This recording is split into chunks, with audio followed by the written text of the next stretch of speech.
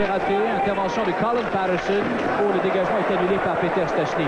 Voyons voir ce que ça va donner. Fortier à Jeff Brown. Brown, il a virevolté, la passe à Fortier. Il a vu! Michel Goulet.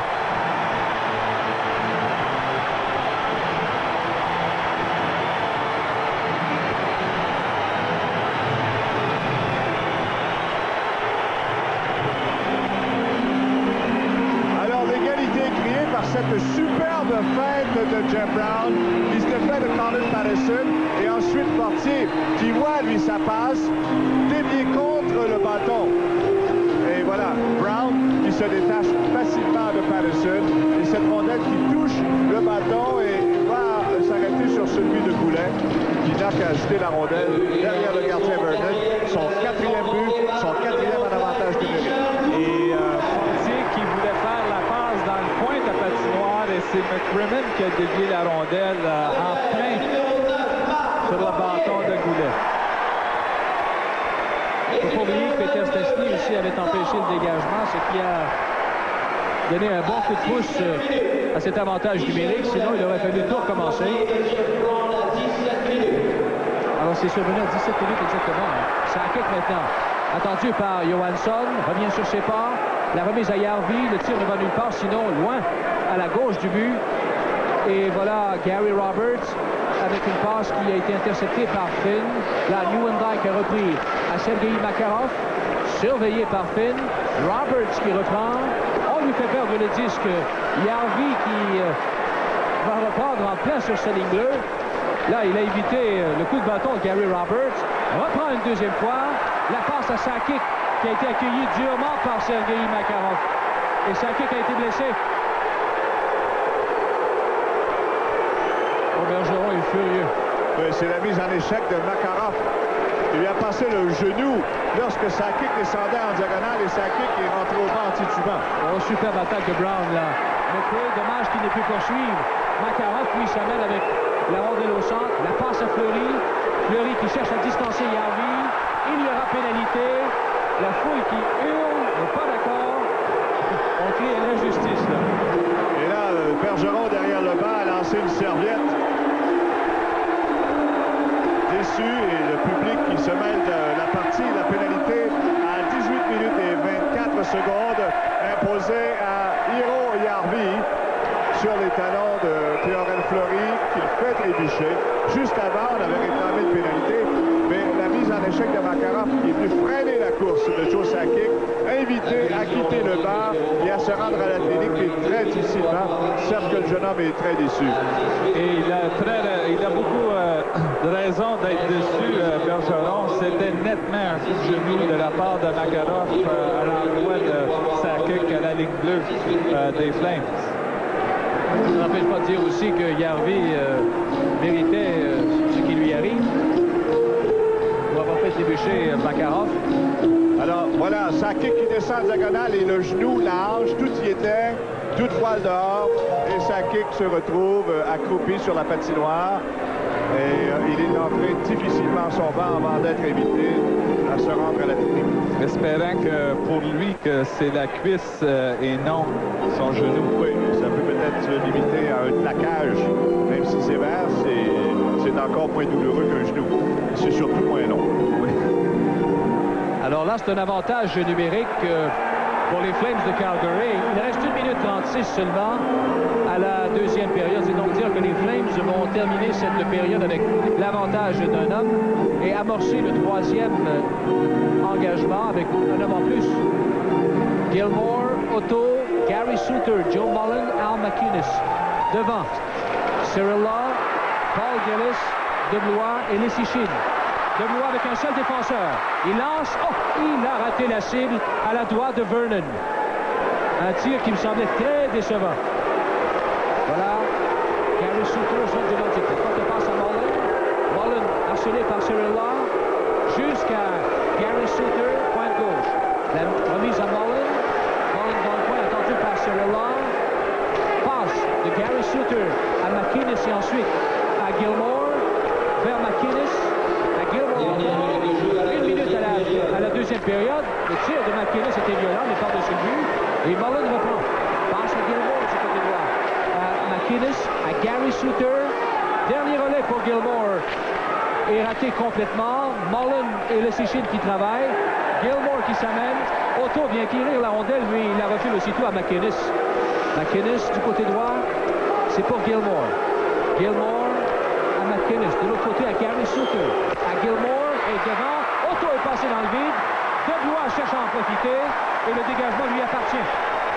24 secondes à la deuxième. Et Gregson signale l'arrêt du jeu. Oui, Otto semble être blessé sur le jeu. Oui, Otto a été blessé, a été secoué un peu sur le jeu. Il s'est relevé péniblement, blessé à une jambe ou une cheville. Et les Flammes qui ont eu beaucoup de succès sur le jeu de puissance. Un très beau jeu ici pour repérer Otto devant le filet, mais il a complètement raté son tir. Mais le jeu de puissance des Flammes, on passe beaucoup la rondelle, très creux dans la zone des Nordiques. On essaie que McInnes soit libre et il va vers le centre toujours en espérant de décocher un de ses tirs frappés qui est si puissant. Il y en a un qui a très bien joué devant McInnes, c'est Paul Gillis qu'on aperçoit dans sa course au retour pour venir prêter main forte à l'Échichine. Il s'est laissé tomber lourdement sur Joël Otto qui est au bas des cercles. Il reste plus que 14 secondes de la deuxième période. Le temps peut-être d'une attaque. Gary Suter, mais il a été stoppé par Loisel. Reprend la rondelle en territoire neutre. McInnes ensuite. Il est trop tard, il ne reste qu'une seconde. Et voilà, ça se termine là-dessus, le deuxième engagement. Ben, ça a été une très bonne deuxième période pour les Nordiques qui sont sortis en force dès le début de l'engagement, surprenant presque les Flames de Calgary qui ont mis un peu de temps à retrouver la même cadence et ça a profité à l'équipe de Michel Bergeron puisque Joe Sakic, blessé vers la fin de la période, a marqué son 11e de la saison. Goulet est allé aussi avec l'avantage numérique pour créer l'égalité. Alors en deuxième période, les tirs par les Flames 9, au total 21, par les Nordiques 10, au total 17. Après 40 minutes de jeu, le score est Nordique de Québec 3 et Flames de Calgary 3.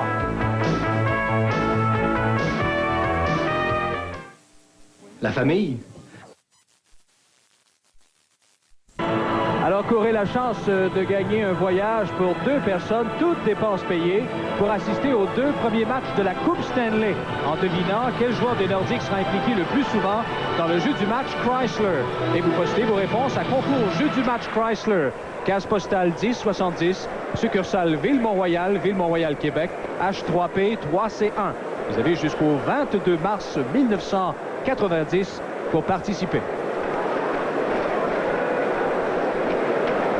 Alors, au Colisée de Québec, André Côté, Claude Bédard, Mike Bossy en ce début de troisième période. Jusqu'à maintenant, un bon match de hockey. Oui, et bonne nouvelle pour les Nordiques. Joe Sakic est de retour sur la patinoire. Il a été ébranlé, on s'en souvient, vers la fin de la deuxième période. Alors qu'il a été accueilli solidement par Makarov juste à la hauteur de la ligne bleue des Flames. On a craint un moment qu'il souffre d'une blessure à un genou ou du moins d'un claquage. Il est là. On verra en troisième comment il se comportera. On vient d'apercevoir également la silhouette de Sergei Milnikov. Il reste, il est demeuré à Québec avec Ron Tugnutt pendant que cette semaine, on retournait le jeune Stéphane Fizet au Tigre de Victoriaville. Milnikov, lui, s'attendait de rester seul avec Tugnutt, comme on dit hier. Aujourd'hui, mauvaise nouvelle pour lui.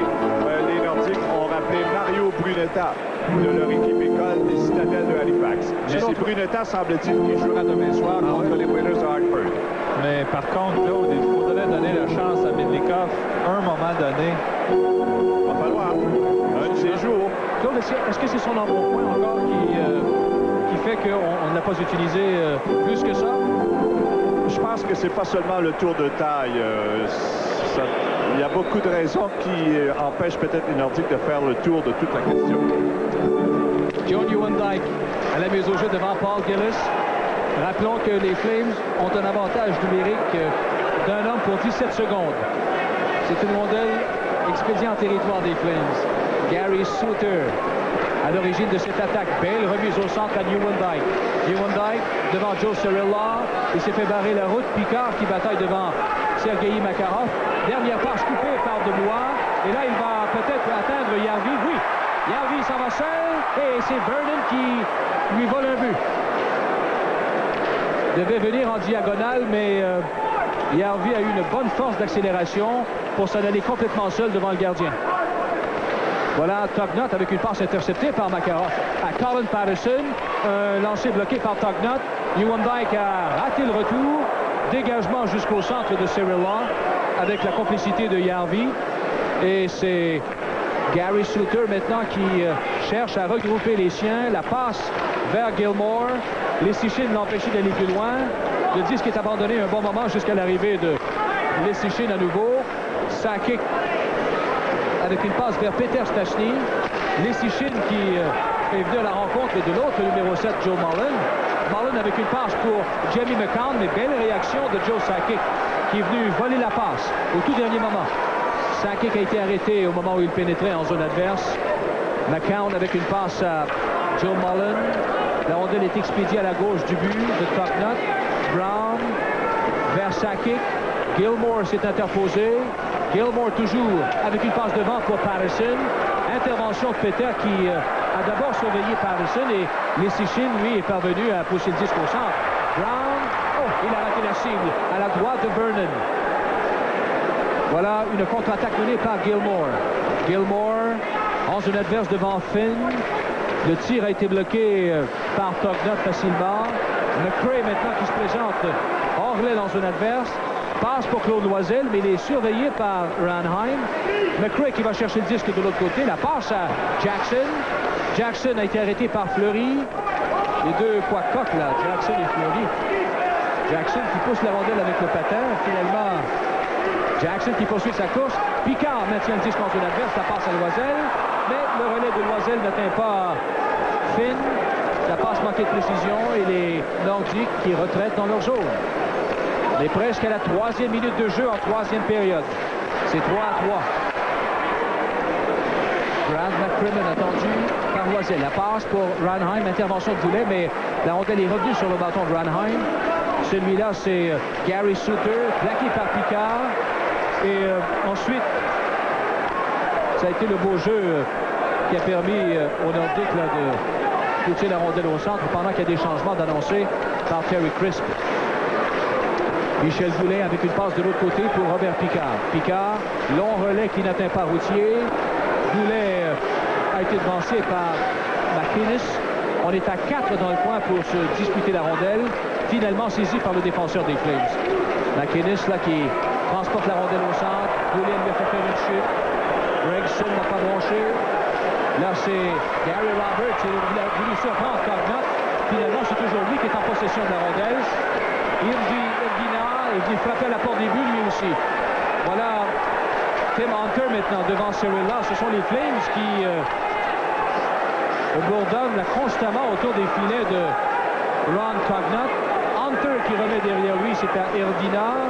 La passe à Gary Roberts vers Dave Emerson. Le tir a été bloqué à la défense. Goulet reprend dans son territoire. La remise à Jean-Marc Routier. Routier avec une courte passe à Goulet, en son adverse à Routier, vers Goulet encore. Voilà le tir qui rate la cible. Routier reprend avec une passe interceptée ensuite par Nieuwendyk et la longue passe trop en avant de Makarov. Et quand Fogarty touche à la rondelle, c'est un dégagement refusé aux Flames.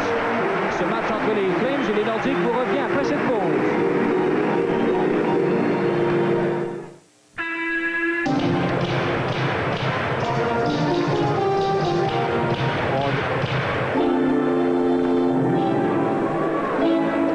C'est en sortant du banc des pénalités que Järvi reçoit la belle passe de Lucien Deblois.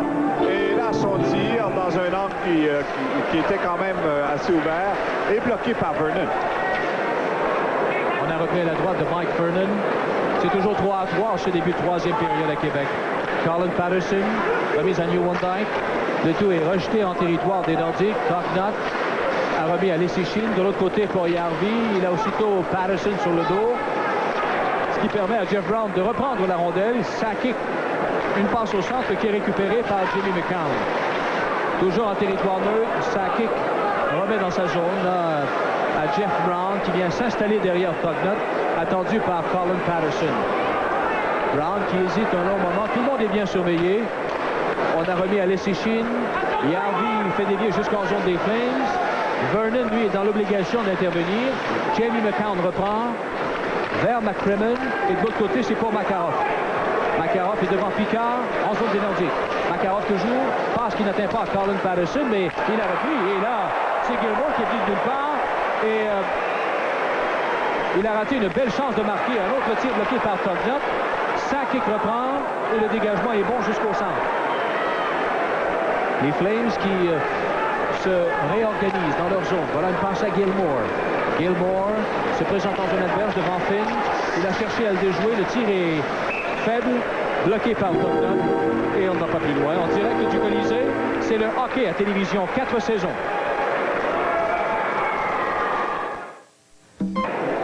Alors, encore une fois, Tugnutt a dû se montrer extrêmement vigilant, très alerte, particulièrement devant Doug Gilmour, avec Makarov qui était là tout près. Et ensuite, c'est un autre lancé de la ligne bleue, celui-là qui touche un bâton avant de se rendre jusqu'à Tugnutt, et le gardien des Nordiques, encore une fois, a excellé. À la droite de Tugnutt, c'est Gilmour devant Loisel. Un autre tir faible bloqué par Tugnutt. Jackson saute rapidement sur le retour. Pousse la rondelle le long de la clôture. C'est finalement Ranheim qui a repris. La passe à Gilmour. Dernier relais coupé par Jackson. Ensuite, récupéré par Loisel, son coéquipier. Il fonce vers la zone adverse. Il y est devant McCrimmon. Et le tir a donné beaucoup de mal à Vernon. Voilà McCrimmon. Passe de l'autre côté. C'est pour Gilmour. Gilmour, long relais à Ranheim. Ranheim devant Cirilla. Oh, il s'est fait embobeliner, Cirilla. Et ensuite, Mullen qui est venu frapper à la porte des buts. Et c'est Tugnutt qui résiste à tout ça.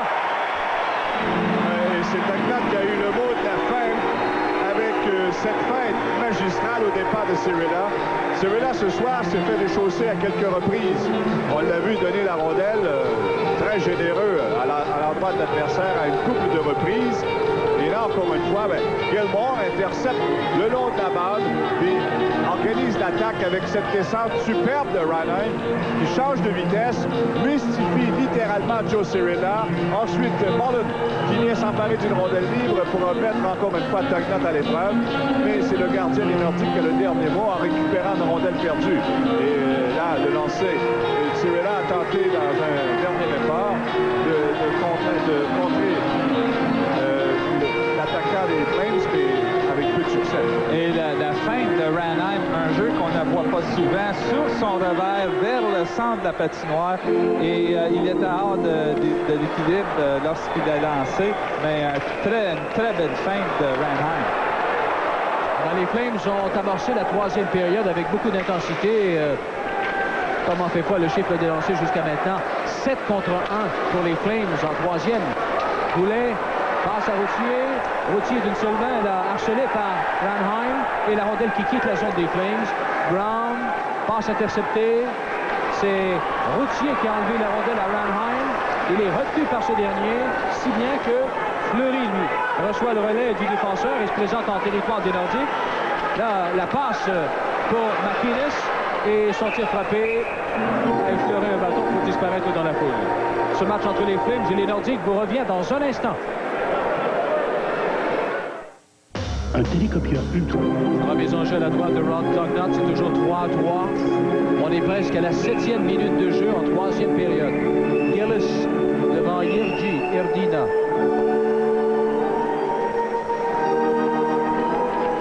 À la reprise du jeu, c'est De Blois qui reprend. Il s'est défait de Gary Roberts. Passe interceptée par Roger Johansson. Dernier relais coupé au vol par Picard.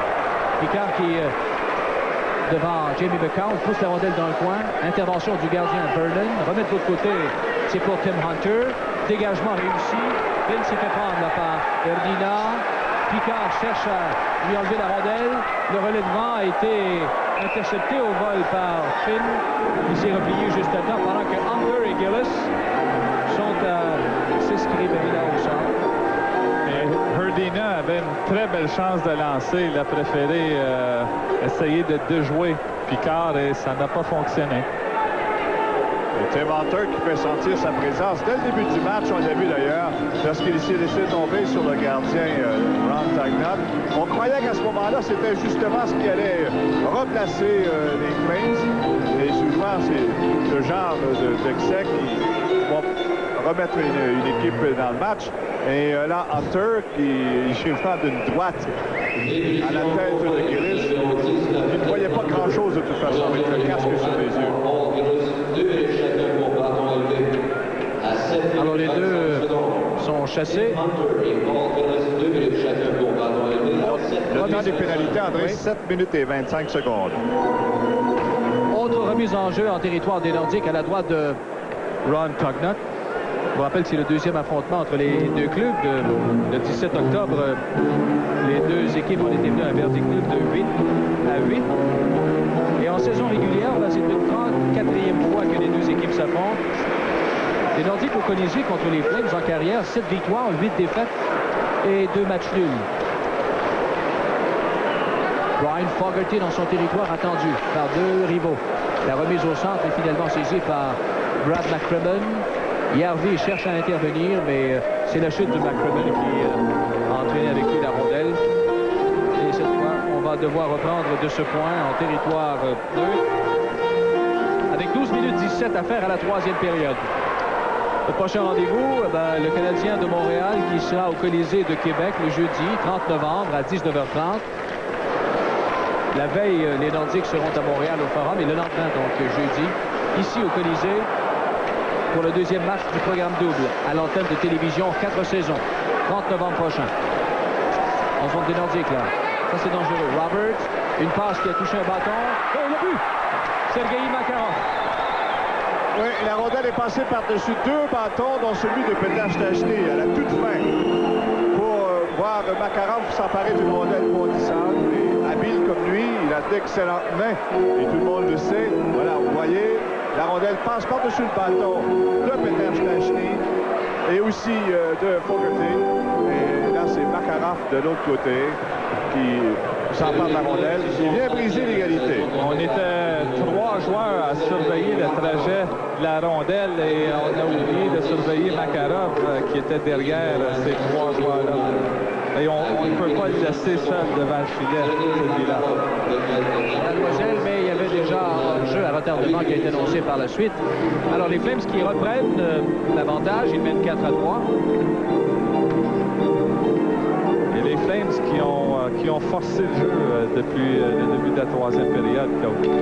Oui, ils le forcent et avec tous leurs gros canons qui reviennent régulièrement dans la mêlée. Crisp travaille avec particulièrement 3 trios. Et j'ai remarqué aussi que très souvent en troisième période, il a opposé Crisp, c'est-à-dire Patterson au trio de Peter Stastny. C'est Cal McRae, zone des Flames. La passe à Lecichine, tir bloqué, retour libre. Et là, c'est McRae qui a raté une belle occasion. Superbe occasion, bousillée là, par les Nordiques. Au centre, Lecichine, avec une passe qui va donner du fil à retordre à Jeff Brown. Il est aidé de Tugnutt. Là, c'est Gilmore. Remise derrière lui à Al MacInnis, dont le tir a été bloqué. Et ensuite, Jackson, juste en zone des Flames. Il est devancé par Dana Burzin. Et McRae reprend derrière le filet de Vernon. Mullen qui le surveille étroitement. Mullen a fait une chute. Loisel qui reprend la rondelle. Il lance à côté du but. Finn qui va s'élancer, mais sa frappe est hors cible également. Le retour saisi par Mullen, c'est peut-être une attaque 3 contre 1. Il y a Mullen et Gilmore. Mullen à Gilmore, mais la rondelle qui s'éloignait de son hockey. Mullen qui a cherché à reprendre, mais ça a été raté complètement. Et la passe au centre pour Goulet, en provenance du bâton de Loisel. Goulet a saisi, mais il a dû rebrousser chemin. On est presque à mi-chemin en troisième. 4-3 les Flames. Fortier se pointe en zone adverse. Le tir bloqué par Johansson. Retour saisi par Fortier devant. C'est finalement Routier qui a raté son lancer complètement. Et les Flames qui se contentent de renvoyer les Nordiques dans leur territoire. C'est au tour de Fogarty qu'on se regroupe. Dégagement qui est annulé par McCrimmon. Erdina qui ne peut s'emparer du disque. La rondelle revient au centre. Elle appartient à Erdina. Ensuite à Gary Roberts. Roberts vers Erdina, mais là, le relais a effleuré un patin. Fortier cherche à en profiter avec l'appui de Fogarty, mais il a été rejoint et arrêté. Erdina, lui, qui cherche à contourner Cyril Law, doit travailler d'une seule main. Il est plaqué ensuite. La chute de Newendike qui entraîne le coup de sifflet de l'arbitre de Terry Gregson. Le hockey à 4 saisons vous revient tout de suite après cette pause.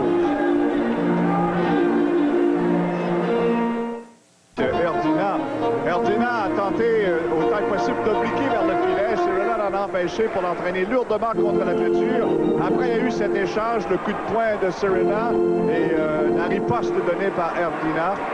Et ce même Erdina qui s'est vite adapté au style de la Ligue nationale. On l'a vu donner 2 solides coups d'épaule, en particulier en première période. Peter Stachny en attaque.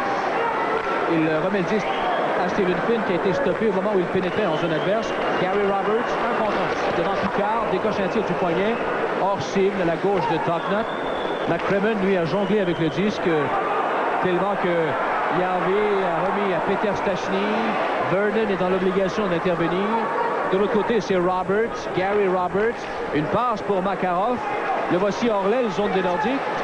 Perd le disque ensuite au profit de Robert Picard. Il y a quelqu'un qui a perdu un gant, c'est Newendijk. Les Flames qui se retrouvent au centre, passe à Roberts, mais il y avait hors-jeu. Passe 2 lignes. 8-56 encore à la 3e période. Les Flames qui ne mènent que par un but, 4-3.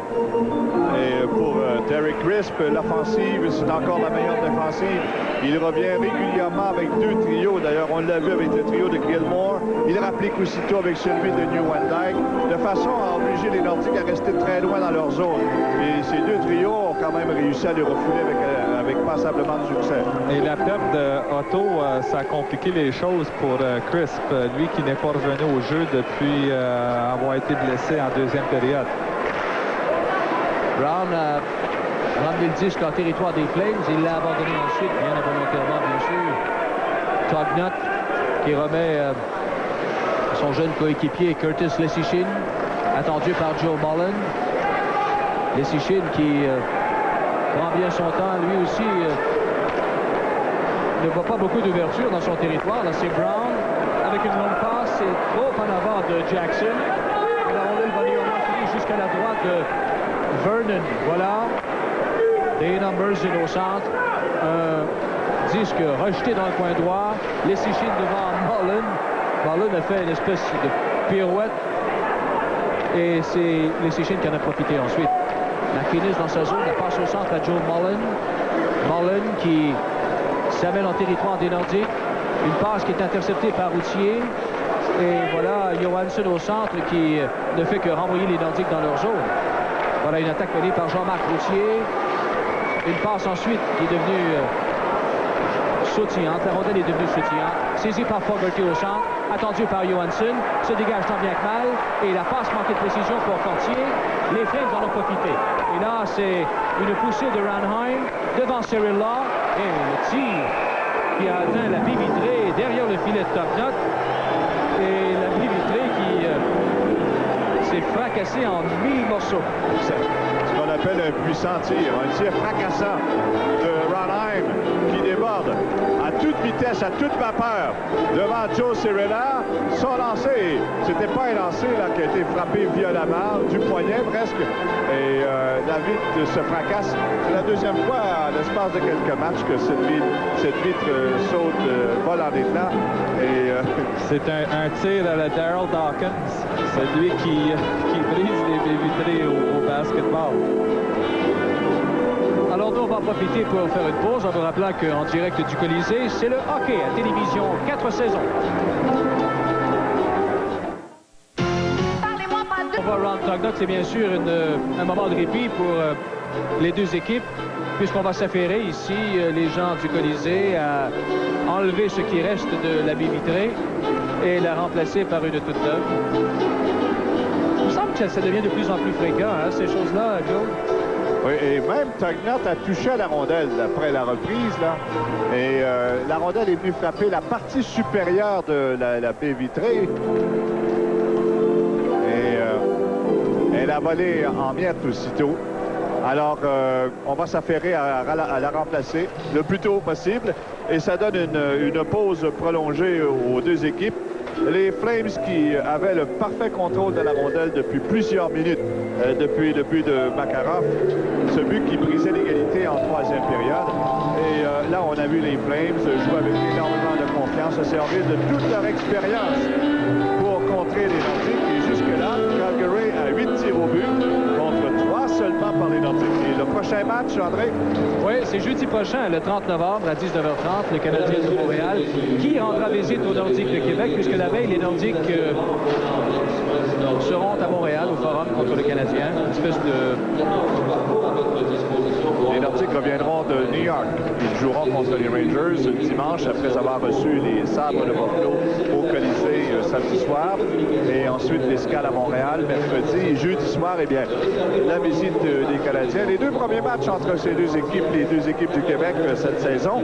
Et d'ailleurs, il y en a qui faisaient la remarque la semaine dernière, à savoir que c'était la première fois que les deux équipes du Québec se rencontraient aussi tard en saison.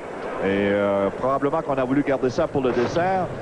Et voilà la pirouette de Mullen, cette pirouette acrobatique. Il a voulu éviter une mise en échec de façon spectaculaire. Et Claude, pour revenir à cette troisième période, les Flames ont passé beaucoup de temps dans la zone des Nordiques depuis le début de la troisième.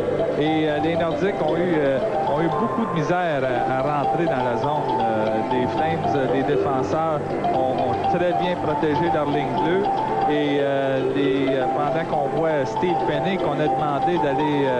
Oui, on lui a demandé d'aller jouer à Halifax sur une base temporaire. Steve Penney vient de se trouver un emploi avec une firme de Montréal. Il sera représentant dans l'Est du Québec. Alors, il a décliné l'offre des Nordiques. Il avait d'ailleurs demandé à Martin Madden de l'inviter à participer au grand entraînement et il n'avait pas eu de réponse. Alors, il a compris que sa carrière était bel et bien finie. Et il n'a pas voulu tenter un nouveau retour. Il se contente de jouer avec des amis ici dans la région de Québec. Alors, Steve Penney qui dit que l'après-carrière, c'est toujours difficile. Il a été 1 an à attendre avant de se trouver un emploi. Ce match entre les Flames et les Nordiques vous revient après cette pause. Qu'est-ce que ça me fait? On regardait tantôt sur le banc des Flames de Calgary, même s'ils dominent 4-3, Claude, Mike, les Flames n'ont pas impressionné personne ce soir pendant qu'on revoit encore une fois. Et la rondelle a frappé. Je croyais qu'elle avait frappé la partie supérieure de la baie vitrée, mais c'est bel et bien le bas. Ouais. Et elle est passée de l'autre côté de la rampe. On l'a très bien vu là sur cette reprise. Hein, qu'est-ce que vous en pensez, messieurs? Les Flames ce soir, même s'ils dominent 4-3, n'ont pas impressionné personne. Hein? Non, mais je m'en allais dire tantôt, on voit leur système de jeu, par contre. Ils protègent bien, les deux défenseurs protègent bien la ligne bleue et les alliés reviennent avec des alliés des Nordiques. Et c'est ce qui rend la tâche beaucoup plus difficile pour les Nordiques de rentrer profondément dans la zone des Flames. Vous avez entendu la réaction du public. Ça, c'est l'accueil qu'on réservait aux préposés à la patinoire du Colisée, qui s'était trompé de vitre et on a dû retourner, repousser le chemin, en allant chercher une autre. Et sur le chemin du retour, les deux bons hommes se sont retrouvés les 4 fers en l'air, au plus grand plaisir de la foule. Façon, assez inusitée de dérider le public dans l'enceinte du Colisée. Et là, on les attendait impatiemment. Et dès qu'ils se sont montrés le bout du nez avec une nouvelle vitre, eh bien, ça a été l'éclat de joie presque. Et voilà, on va s'affairer à l'installation finale. Aux applaudissements de la foule. Oui, les gens du Colisée qui n'ont pas eu l'occasion, comme tu l'as dit, Claude, de manifester beaucoup depuis le début de la saison. D'ailleurs, le seul qui n'a pas perdu le sourire depuis le début de la saison ici, c'est Badabo. À part ça, tout le monde a été un peu triste. Toute la ville s'est ressentie de ces revers répétés, ces échecs successifs de l'équipe. Mais quand même, ce soir, quand on regarde la performance dans son ensemble, je suis sûr que dans l'esprit de Michel Bergeron, et il va en prendre bonne note, il est ressorti des effets très positifs. D'abord, le retour de Curtis Leschyshyn a apporté beaucoup plus de stabilité à la ligne bleue. Marc Fortier joue exactement comme on lui a demandé. Et aussi, il y a eu les efforts de Routier et de quelques autres qui ont fait une différence marquée. Alors, le hockey à 4 saisons vous revient dans un instant.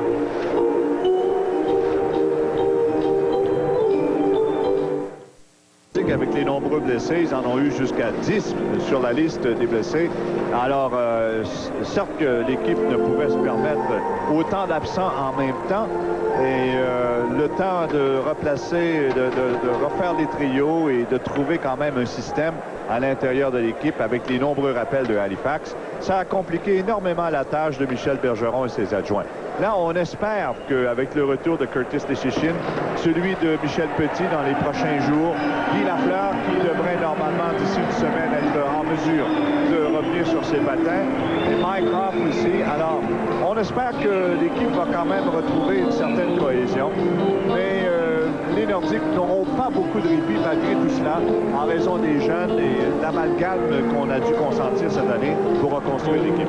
Et un joueur qui pourrait mêler les cartes pour Michel Bergeron, c'est aussi qui joue un bon match ce soir. Il a le style pour jouer dans la Ligue nationale. Il n'est pas un joueur sensationnel, mais par contre, il fait du beau travail. Il travaille très bien dans les coins de la patinoire. Et si on le met avec un joueur comme Goulet et Fortier, je trouve qu'ils ont fait du beau travail ce soir. Ça, c'est un photographe indiscret. Ça fait partie d'une promotion de la maison, et du commanditaire et aussi du Journal de Québec. J'allais dire, est-ce que c'est un photographe du Journal de Québec? C'est un des nôtres. Alors, Gilmore devant Loisel, c'est à la gauche de Tugnutt. Tout est réparé. 7 minutes 28 à faire à la troisième. N'oublions pas que les Flames ont marqué un but en troisième période. Ils mènent 4-3, donc voilà Al MacInnis installé derrière son gardien de but. MacInnis avec une passe au centre à Joe Mullen. Du côté droit vers Gilmore. Pousse la rondelle dans le coin droit. Jackson était là le premier. La remise aussitôt à Jeff Brown. La passe n'atteint pas Loisel. C'est MacInnis qui reprend au centre. Mais il a raté complètement son jeu. Et Cal McRae en a fait autant, ce qui fait que les Nordiques vont devoir retraiter dans leur zone. Et Tugnutt n'a pris aucune chance. La rondelle, il l'a vu surgir au dernier moment devant lui. Là, il l'a renvoyé dans le coin. Roberts a raté son lancer. Brown qui reprend ensuite la passe pour McRae. Et c'est refusé à Québec. Cal McRae dit s'habituer lentement et sûrement à son nouveau rôle à l'aile. C'est un joueur de centre combatif, un peu dans le style de Paul Gillis, avec beaucoup moins d'expérience, bien entendu. Mais on le fait jouer à l'aile en raison du surplus de joueurs de centre. Et il s'adapte lentement. C'est un joueur très combatif, qui plaît d'ailleurs à Michel Bergeron. Ce sera une remise en jeu tout près, en territoire des Nordiques, mais tout près de la ligne bleue, entre Joe Nieuwendyk et Peter Stastny. À la mise au jeu, c'est Finn qui a repris aussitôt la passe à Picard vers Sakic. Ça va filer à l'autre bout. Vernon choisit d'intervenir, mais c'est Sepchik qui ira chercher la rondelle dans le coin. S'esquive devant Nieuwendyk, revient sur ses pas. Nieuwendyk qui s'est mis à sa poursuite. Là, la passe de Sakic saisie par Peter Stastny. Peter qui bataille devant 3 rivaux. Et c'est Nieuwendyk qui pousse le disque ensuite un peu plus loin jusqu'à la ligne bleue des Nordiques. De retour au centre, c'est Gary Suter. Suter devant Finn. C'est Finn qui l'entraîne dans le coin, lui fait faire une chute. Suter qui reçoit l'appui de Joe Nieuwendyk. A perdu la rondelle au profit de Stephen Finn. Et Sepchik reprend avec une passe derrière lui. C'est à Peter Stastny. 5 minutes 50 à faire à la troisième période. Robert Picard maintenant. Avec une passe interceptée encore au centre par Gary Roberts. Sepchik qui cherche à poursuivre l'attaque. Sakic va se retrouver dans le coin devant Johansson. Sepchik devant Roberts. Fleury n'est pas loin. Peter est venu donner un coup de main à ses deux jeunes coéquipiers. Et là, c'est Sepchik qui a repris. Sepchik toujours. Belle remise à Cirilla. La frappe bloquée par Vernon. Retour poussé dans le coin par Roberts. Et là, c'est Fleury qui parvient à dégager son territoire en utilisant la clôture. Sakic reprend au centre. Passe interceptée. Cirilla a repris des mains de Jamie McCown. Et Goulet qui se présente devant McCown. Oh, il a presque réussi à le déjouer, mais c'est McCown qui a eu le dernier mot cette fois. Ne manquait pas grand-chose à Goulet. Et Michel Goulet n'a pas encore marqué un but cette saison en forces égales. Et l'occasion était belle, là, mais a été frustrée justement dans sa course. Mais quand même, la tentative était bien pensée devant McCowan qui se jette à genoux devant lui. Et finalement, avec le bout de son bâton, il vient subtiliser, arracher la rondelle des mains de Michel Goulet. À la recherche de son premier but à égalité. 5 minutes et 1 seconde à faire en troisième période. Remise en jeu à la gauche de Mike Vernon. C'est Théorène Fleury devant Marc Fortier. Je vous invite à ne pas manquer le jeu du match Chrysler après le match en compagnie de Claude et de Mike. Dana Burzon avec une passe du côté de Al McInnes, Jirgi Erdina jusqu'en zone des Nordiques. Il est devant Brown, a cherché à le déjouer en y mettant un petit peu de spectaculaire, mais ça n'a pas fonctionné. Voilà une attaque menée par Fortier. Fortier devant McInnes, doit travailler d'une main. McInnes le fait trébucher. Là, c'est Järvi devant le défenseur des Flames. Ensuite, Fortier à la poursuite du disque. Fortier qui est retenu par Fleury, pousse la rondelle un peu plus loin. Burzon s'en empare. Dégagement annulé par Jeff Brown. Enfin, la rondelle a quitté, ce qu'on dit, le territoire des Flames. Alors, hors-jeu les Nordiques. Le hockey à 4 saisons se poursuit après cette pause. Les Flames qui mènent 4-3 devant les Nordiques. Une remise en jeu entre Loisel et Doug Gilmour pendant que l'on voit l'entraîneur-chef des Nordiques, Michel Bergeron. Gary Suter s'empare du disque avec une passe au centre, c'est à Gilmour. Rondelle abandonnée jusqu'à l'intervention de Colin Patterson. Il a été stoppé par Stephen Finn. Dégagement annulé par Gary Suter. Et là, c'est Picard qui a repris, profondément installé dans son territoire. Joe Mullen est aux prises avec deux joueurs des Nordiques. Patterson maintenant, le tir bloqué et rapidement. Tugnutt a retenu la rondelle entre ses deux jambières. Il y avait nettement danger là-dessus. Et un commencement de dispute. C'est Colin Patterson avec Paul Gillis encore une fois. Gillis n'a pas retrouvé sa touche de l'an dernier. Très loin de là. D'ailleurs, il a arrêté tout le cas d'entraînement. Il y a plus loin Picard et Mullen qui se livrent une épreuve de force. Mais Gillis essaie malgré tout de fournir l'effort maximum à chaque match. Et là, c'est la bataille à deux, Loisel, Mullen et finalement Colin Patterson qui y va d'un tir à bout portant.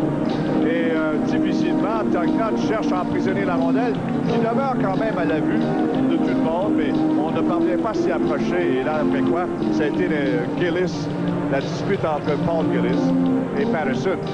Et le troisième homme n'était pas là pour venir mettre en échec Patterson. Tugnutt qui joue encore, Claude, on ne peut pas dire qu'il a connu beaucoup de mauvais matchs cette année. Non, et c'est pas, même s'il n'a que 30 lancés contre lui, on ne peut pas dire que ça a été une autre soirée très facile. Il reste 3 minutes 40 à la troisième. En territoire neutre, c'est Brown qui travaille bien avec une passe interceptée. Là, c'est Gary Roberts et une poussée qui l'amène en zone des Nordiques. Il a perdu son hockey. Brown qui reprend devant Joe Nieuwendyk. Nieuwendyk lui a fait faire une chute. Et Brown a jeté un coup d'œil du côté de Terry Gregson. Mais Gregson n'a pas bronché du tout en troisième période, malgré quelques infractions. Donc, il était à prévoir que Gregson allait fermer les yeux là-dessus. Un peu plus de 3 minutes maintenant. À la troisième, Nieuwendyk en zone adverse avec Roberts à gauche. Il a décidé de lancer. Son tir a été bloqué par Brown. Roberts devant Brown. Là, c'est Lessichin qui reprend le disque abandonné. La passe à Sevchik, à Peter Stastny. En zone adverse à Sevchik, mais hors jeu. À la ligne bleue des Flames. 2 minutes 51 secondes à faire en troisième. 4-3. Sevchik a été rappelé de Halifax pour apporter un peu plus de vitesse, si on veut, à l'attaque des Nordiques. Il est servi par un bon coup de patin. Mais il n'est pas tellement costaud, pas tellement grand. Et ça lui cause certains ennuis, et surtout dans les matchs où ça devient un peu plus serré.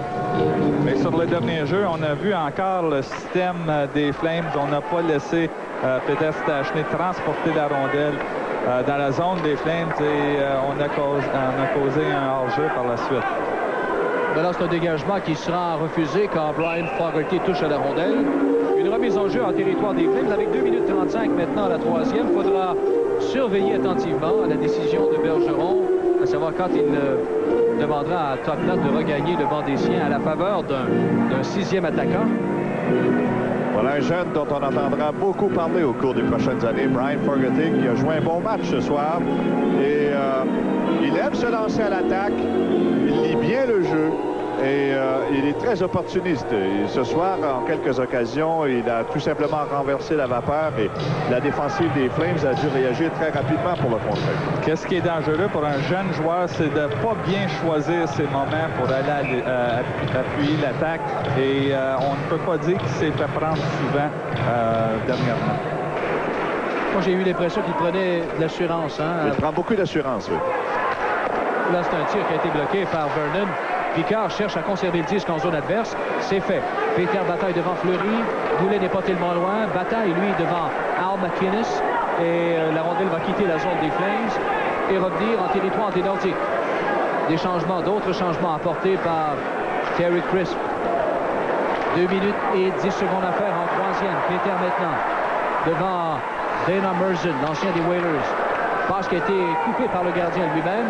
Là, c'est Bergquist qui s'empare du disque. Jonas de Bergquist devant Robert Picard. La passe était trop vive pour Ranheim.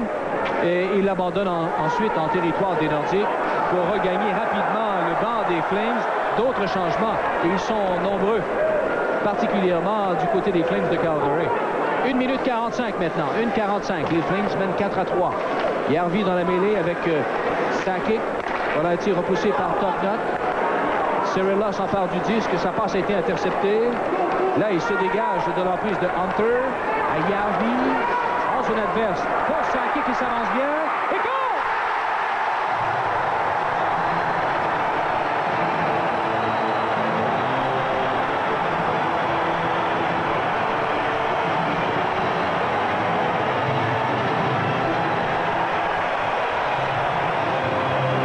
Sakic, qui a été blessé à la fin de la deuxième période, revient, mais avec beaucoup de force avec ce but qui crée l'égalité. Un lancer court qui surprend le gardien Mike Vernon. Et au centre, une passe du côté de Joe Sakic. Et Sakic très rapidement déjoue Vernon à sa gauche. Et un autre mauvais jeu de la part de Suter qui a été très nonchalant en allant récupérer la passe de Järvi. Et Joe Sakic a sauté sur cette rondelle et a fait un très bon tir. L'égalité créée 4-4.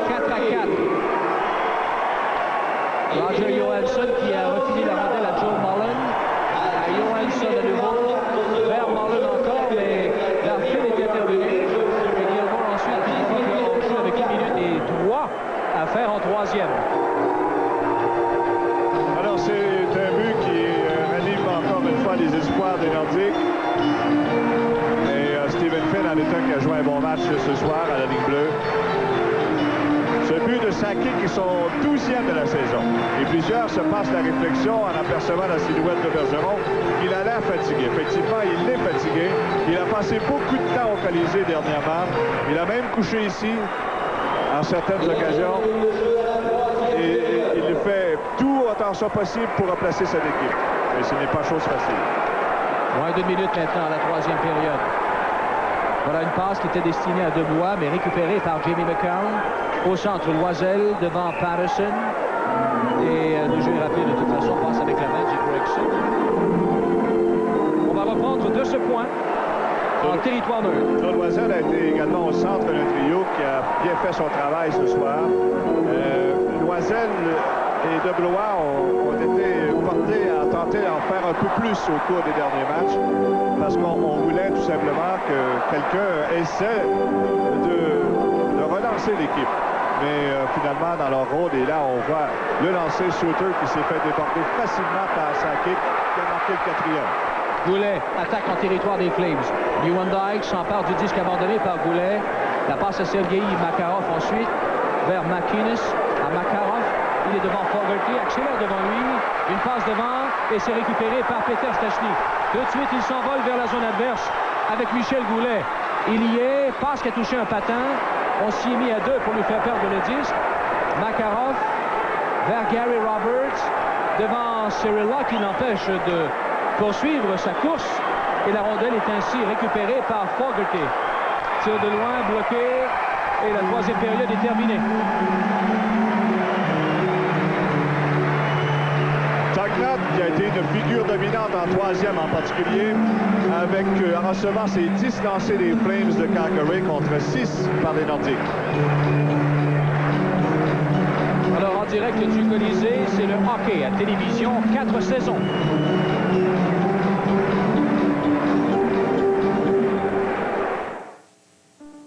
Alors on est de retour au Colisée de Québec. André Côté, Claude Bédard, Mike Vossy. Jusqu'à maintenant, cette saison en surtemps, Claude? Oui, les Nordiques ont une nulle en surtemps. Et en surtemps, les Flames ont subi une défaite et annulé 6 fois.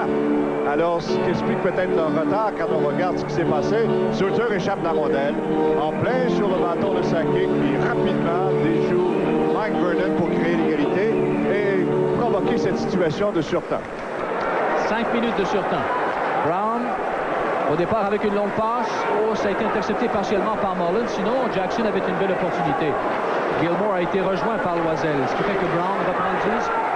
Brown, oh, une passe de l'autre côté pour Loisel, mais la rondelle est restée emprisonnée entre les patins de Gilmore. Et là, au centre, le disque sautillant, saisi par Patterson. Envole tout jusqu'à derrière le filet de Tugnutt. Brown a repris. La passe à Lessichin. Par la rampe à Jackson. Au centre, c'est intervention de Johansson. Jackson qui reprend, perd le disque une deuxième fois, c'est à Gilmore. Ensuite, Mullen qui a fait une chute. Et l'attaque est menée maintenant par Jeff Brown. Et la passe est interceptée à l'autre ligne bleue par McCrimmon. Pendant qu'il y avait des changements annoncés par Michel Bergeron, Peter venait de sauter dans la mêlée. Il a remis le disque à Picard et la rondelle ensuite saisie par les Flames. C'est Newman-Dyke. De l'autre côté pour Makarov. Intervention de Stephen Finn. Goulet qui voit sa passe interceptée par McCrimmon et il a conservé la rondelle dans son équipement. McCrimmon qui a compté son premier but de l'année cette saison, qui est à sa 11e saison dans la Ligue nationale. Et on sait qu'il a déjà joué, il a commencé sa carrière avec Boston. Ensuite, il a été à Philadelphie et maintenant avec Calgary. Celui qui porte le C du capitaine. Qui a été porté par Jim Koplinski au début de la saison. Ensuite, il s'est retiré. Koplinski a pris sa retraite. Le tir de Picard a été bloqué par Suter. Fortier travaille devant McCrimmon. Goulet maintenant cherche à se défaire de Newman-Dyke. C'est fait avec une passe à Picard, mais son tir a été bloqué par Gary Roberts. Là, Roberts qui s'amène et Finn également précipitamment en territoire des Nordiques. McCrimmon, la passe à Roberts. Roberts est rejoint et arrêté par Stephen Finn. Et la rondelle emprisonnée par cette chute de Roberts qui a poussé le disque un peu plus loin. Ça a été récupéré par Peter Stachny. La passe au centre à Robert Picard qui a vu la rondelle heurter le patin du juge de ligne, Scapinello. Il reste 3 minutes 13 à cette période de prolongation. 3 minutes 13. Chaque fois que Newman-Dyke est sur la patinoire, c'est une véritable menace. C'est un joueur très talentueux. Il ne faut pas lui céder un pouce de trop. Et là, en retournant vers son banc, il a voulu plaquer Picard solidement. Mais ce dernier l'a vu venir du coin de l'œil et a évité de justesse la mise en échec. On a repris un territoire neutre. Fogarty ramène le disque d'une seule main en zone adverse. C'est cependant saisi par Al McInnes, attendu par Ken McRae. La courte passe à Dana Murzin. Murzin rejette le tout au centre. Cirilla a repris. On est prudent de chaque côté. Les moindres gestes sont faits avec beaucoup d'hésitation. Al McInnes avec une passe au centre pour Ranheim. Là, Cirilla dans son territoire. Remise à Järvi. C'est perdu à Bergquist. Fogarty reprend des mains de Bergquist. 2 minutes 30. Fogarty en zone adverse. Il a presque failli déjouer tout le monde. Et Murzin qui est passé, lui, audacieusement devant son but. Burzin transporte le disque au centre avant de s'en défaire avec une remise profondément en zone des Nordiques. Jackson, il a fait une chute. Erdina ensuite avec une passe qui a presque failli revenir sur son bâton. Là, c'est Sakic dans sa propre zone, à l'origine d'une autre attaque. Sakic qui a marqué 2 buts ce soir. La courte passe à Demois. Demois, zone adverse. Et c'est Vernon qui vient de briller devant lui. Et les gens qui se sont levés ici derrière le filet de Vernon. 1 minute 52. Jackson lance et c'est bloqué par Vernon. Pendant qu'il y a un commencement de dispute après coup. Et le tir de Deblois qui a failli surprendre Vernon. Pendant qu'on voit Tim Hunter qui... Avec Jackson, il l'a renversé facilement. Jackson n'est pas le plus costaud de l'équipe. Mais quand même, ce trio ce soir de Jackson, Loisel, Deblois a fait d'excellent travail. Ici, ce que j'avais commencé à expliquer un peu plus tôt, c'est qu'on les a tout simplement retournés à leur rôle principal, qui constitue un rôle défensif. Et dans les dernières semaines, en voulant tenter de trop en faire, ils étaient complètement confondus.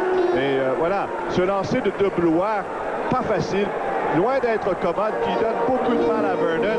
Et la rondelle, en effleurant le poteau au début, a tout simplement soulevé la foule derrière le filet des Flames. Et Vernon a dû intervenir rapidement par le suite. Et là, c'est Hunter, avec un bras long, et qui est passé inaperçu.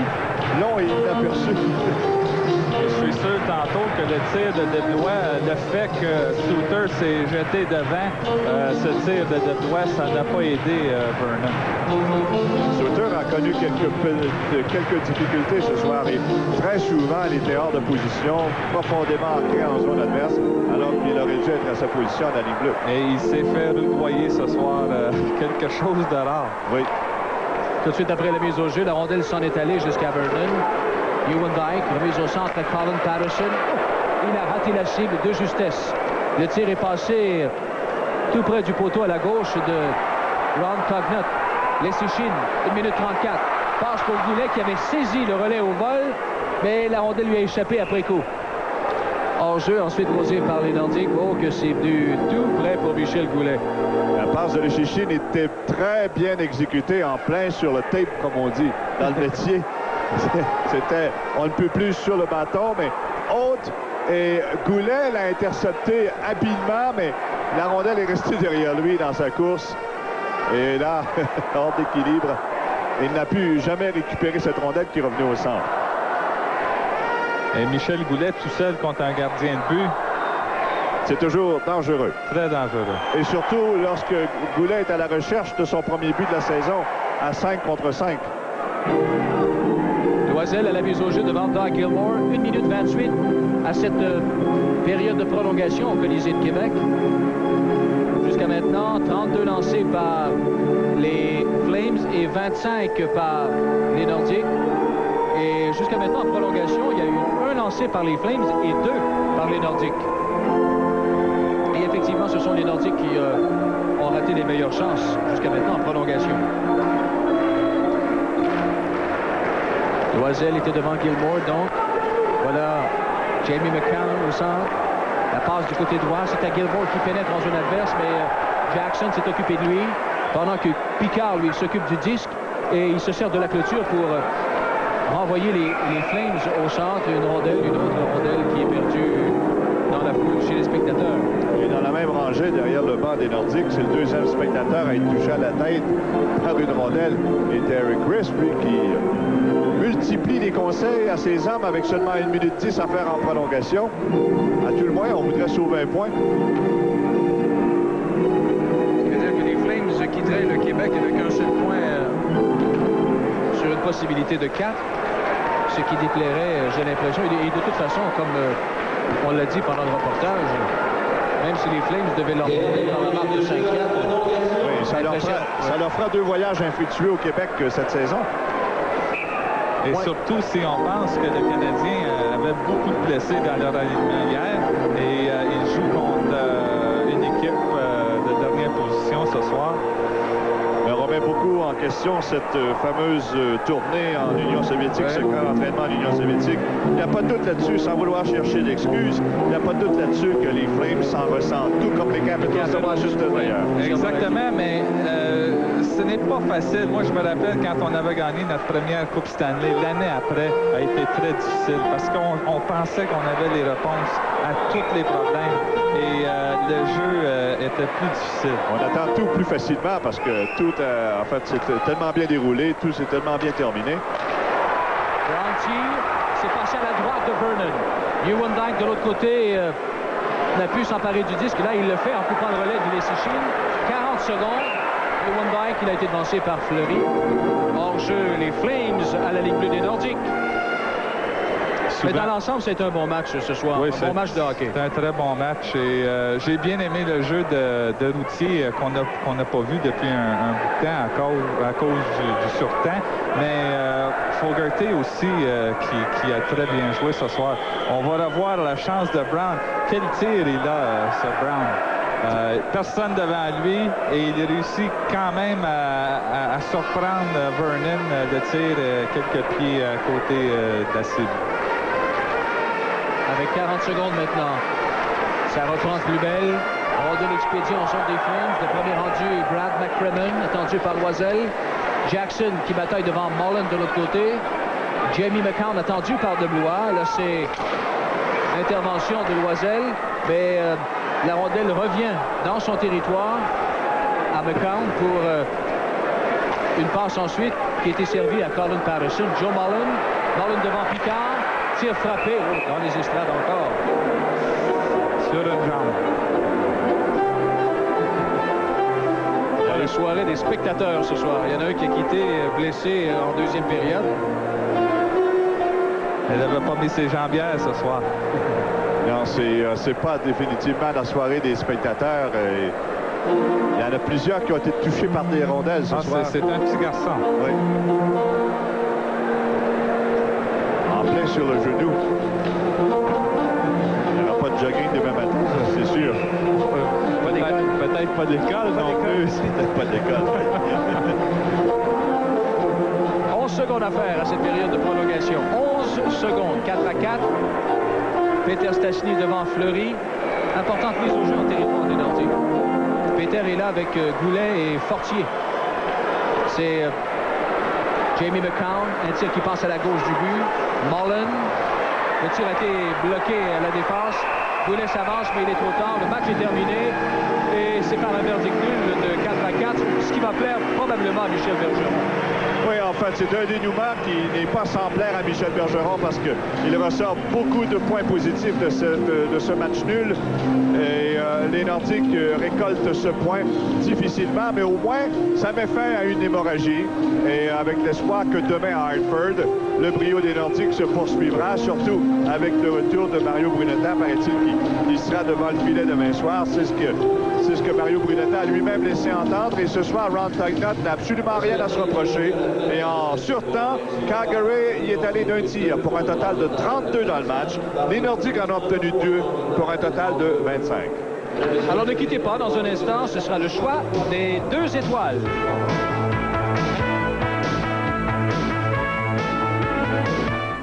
Bonsoir, chérie. Mon chou, je crois que j'ai laissé la lumière.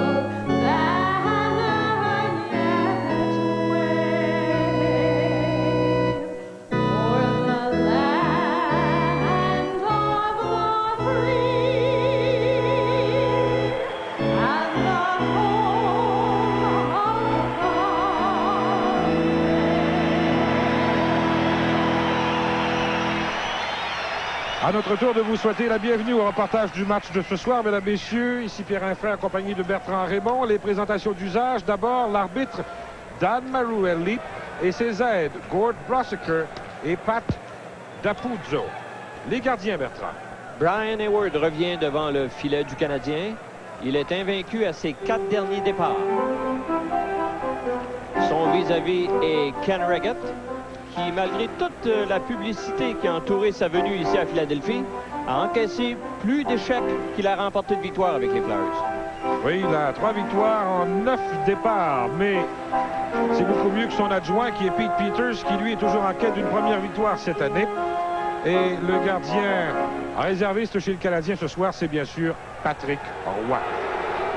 Voilà Chelios dès le départ avec le disque dans son territoire devant Sutter. Perd, ça revient à Howe. Un tir bloqué par le Canadien et on retraite en zone des Flyers. Samuelsson remet à Tuckett au centre. Il est surveillé de près. Perd. Ça lui revient. Perd à nouveau. Voilà Murray Craven en zone du Canadien. On l'a avancé. Et son tir a raté la cible. Donc la première fois que Chelios touche au disque, on a entendu ses mots de bienvenue. Oui, il s'y attendait de toute façon. Et malgré ce qu'il en dit, Chelios, il a été affecté par ce qui s'est produit, sa charge contre Extall qui l'a presque blessé avec sa charge au bâton. Et je me rappelle que Serge Savard, dans les raisons qu'il avait données pour l'élimination contre les Flames de Calgary, avait dit que émotivement, Chris Chelios avait tout laissé dans la série précédente. C'est lui qui a le disque, lance de loin. Gardien Reggett sort de son filet, laisse la rondelle à Samuelsson qui part la clôture, remet à Tuckett, à Sutter, à Tuckett. Le voilà en zone du Canadien. Il est devant Ludwig, se démarque dans le coin, passe dans l'enclave. Ça revient à la ligne bleue à Wells. Wells par la clôture. Voit sa passe prise par Mats Näslund. Voilà Näslund à Bobby Smith qui perd aussitôt. Et en zone des Flyers maintenant, on apporte des changements. C'est Eklund qui saute dans la mêlée. Celui-là, c'est Murphy. Eklund maintenant tire, arrêt du gardien Hayward qui décide de conserver la rondelle. Il évite le retour alors que Horacek était devant lui. Hayward qui a remporté 4 victoires et subi 5 échecs en carrière contre les Flyers de Philadelphie. C'est un peu une surprise de le voir là ce soir, Bertrand. Lui, il a bien fait contre les Flames lundi, mais quand même. Peut-être est-il parvenu un peu à influencer son entraîneur dans son meeting de la semaine dernière quand il a demandé à jouer un peu plus souvent. Et c'était difficile pour Burns de ne pas revenir avec lui après la victoire aux dépens des Flames de Calgary. La mise en jeu à la gauche du gardien Hayward. Le disque appartient à Svoboda qui effectue un retour au jeu. Il a raté le match de lundi contre les Flames de Calgary. Un tir qui rate le filet, mais le disque demeure emprisonné dans les cordages derrière le filet de Hayward. Voilà pourquoi il y a un autre coup de sifflet. Andrew Castle, c'est le 27e joueur utilisé par le Canadien cette saison. C'est beaucoup de monde, ça. Mais chez les Flyers, on en a utilisé 32, dont 4 gardiens de but différents. Déjà. Et on mettait beaucoup d'emphase aujourd'hui sur le fait que les joueurs des Flyers avaient manqué l'équivalent de 109 matchs pour des blessures. Le Canadien a manqué 130. Pour ceux qui viennent tout juste de se joindre à nous, Lebeau ne joue pas ce soir. Voilà pourquoi Castles est utilisé entre Corson et Richer. Wells dans le coin avec Richer. Richer qui le plaque. Richer qui saute sur une rondelle libre. Remet devant, mais on réussit à dégager. Ça revient à Richer. Richer qui se sent beaucoup mieux ce soir, me disait le tir. Oh, là, on n'avait plus d'angle. Ça venait du bâton de Corson. Richer qui me disait ce matin après la séance d'entraînement que lundi, en deuxième période, il se sentait incapable de jouer tellement il était malade. Svoboda à le faire. Ça revient maintenant à Corson qui laisse à Richer derrière. Richer qui perd le disque, pris par Carkner qui lance en zone du Canadien. Hayward sort de son filet, remet à Corson. Et là, c'est la descente de Gilchrist, surveillé de près, perd la rondelle. Les Flyers qui organisent l'attaque. Gilchrist est là, lui, avec Lemieux et Cristofori.